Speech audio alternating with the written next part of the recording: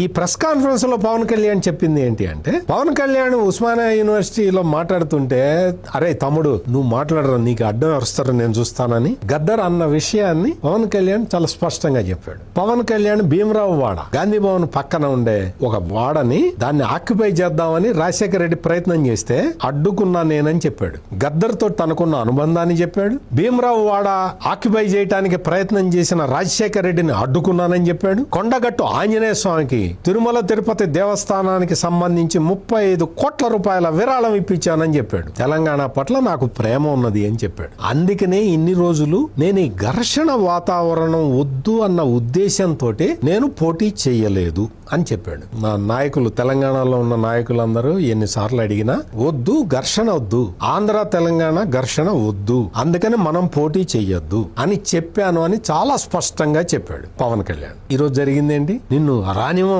నువ్వు కోడి చెరువుని ఆక్యుపై చేసావు, నువ్వు కోడి చెరువుని ఆక్రమించుకున్నావు, తెలంగాణ ఆస్తులు దోచుకుంటున్నావు అని కేకలేశారు కదా. మీరు ఇట్లాగే కేకలేయండి, నా పార్టీ మొత్తం తెలంగాణలో పోటీ చేస్తుందని డిక్లేర్ చేశాడు. ఇప్పుడు అడ్డుకోండి ఈ కోడి బుర్రతోటి ఎంత ప్రమాదం తెచ్చుకున్నారు మీరు.